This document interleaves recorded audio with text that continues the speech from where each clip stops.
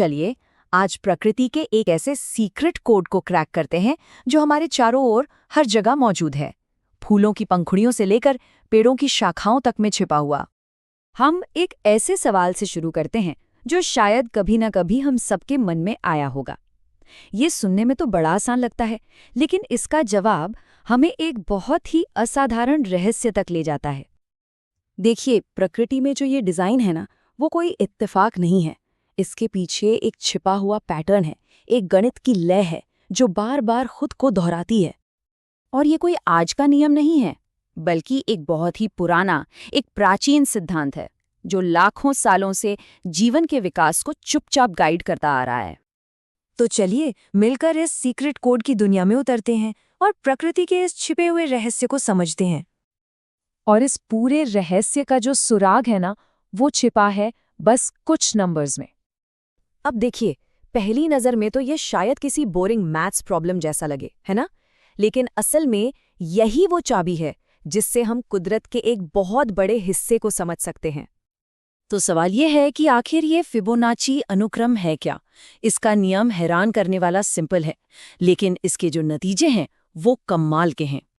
इसमें हर नंबर अपने से पहले के 2 नंबर्स को जोड़कर बनता है और ये सिलसिला बस चलता ही रहता है, एक अनथीन खूबसूरत पैटर्न बनाते हुए। लेकिन ये सिर्फ मैथ्स नहीं है। चलिए देखते हैं कि ये कोड असल दुनिया में दिखता कहाँ है। तो सबसे बड़ा सवाल, ये नंबर्स हमें असल में मिलते कहाँ हैं? और इसका जवाब है हर जगह। अगली बार जब कोई फूल देखें या किसी अनानास पर बने स्पाइरल को देखें तो जरा गौर कीजिएगा, हो सकता है आपको यही कोड काम करता हुआ मिल जाए। तो चलिए कुछ सबूत देखते हैं। हम इस सीक्वेंस के एक बहुत ही कॉमन नंबर से शुरू करते हैं, 3। जैसे कि लिली और आइरिस जैसे खूबसूरत फूल, इनमें अक्सर 3 पंखुड़ियां होती हैं। ये कोई इत्तेफाक नहीं है, ये उस ब्लूप्रिंट का पहला इशारा है। ठीक है, तो नंबर 3 तो मिल गया। अब सीक्वेंस में अगला नंबर क्या है? 5। क्या ये भी हमें नेचर में मिलता है? बिल्कुल, बटरकप और जंगली गुलाब जैसे फूलों को देखिए, उनमें आम तौर पर 5 पंखुड़ियां होती हैं। एक बार फिर हमारा पैटर्न सच साबित हो रहा है। और ये पैटर्न यहीं नहीं रुकता। सीक्वेंस में हमारा अगला नंबर है 8। चलिए देखते हैं। और डेल्फिनियम जैसे फूलों में हमें अक्सर 8 पंखुड़ियां मिल जाती हैं। ये पूरी की पूरी सीरीज सच में हमारी आंखों के सामने ही है, बस हमें ध्यान से देखने की जरूरत है।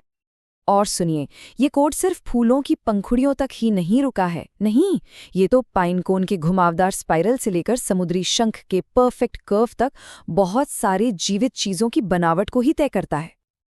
तो इन सब बातों से एक बहुत बड़ा सवाल खड़ा होता है, आखिर क्यों प्रकृति इसी खास मैथमेटिकल कोड का इस्तेमाल करती है?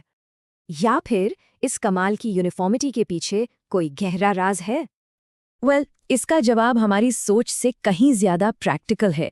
ये सिर्फ खूबसूरती के लिए नहीं है, बल्कि ये तो एफिशिएंसी और सर्वाइवल का मामला है। जरा सोचिए, एक पौधे के लिए ये पैटर्न ये पक्का करता है कि नई पत्तियां पुरानी पत्तियों को ढके बिना उगें, जिससे सभी को ज्यादा से ज्यादा धूप मिले। यही पैटर्न सूरजमुखी को अपने सेंटर में सबसे ज्यादा बीज पैक करने में मदद करता है। तो ये सिर्फ बढ़ने का एक तरीका नहीं, बल्कि सबसे बेहतर तरीके से बढ़ने का तरीका है। तो लीजिए, हमें अपने पहले सवाल का जवाब मिल गया। फूल और पेड़ एक जैसे इसलिए दिखते हैं क्योंकि वो बढ़ने के लिए एक ही कामयाब ब्लूप्रिंट को फॉलो करते हैं, जो एफिशिएंसी की गारंटी देता है। फिबोनाची सीक्वेंस तो बस एक पैटर्न है। ये सोचने पर मजबूर करता है कि हमारी नज़रों के सामने ऐसे और कितने ही सीक्रेट कोड्स छिपे होंगे जो बस खोजे जाने का इंतजार कर रहे हैं।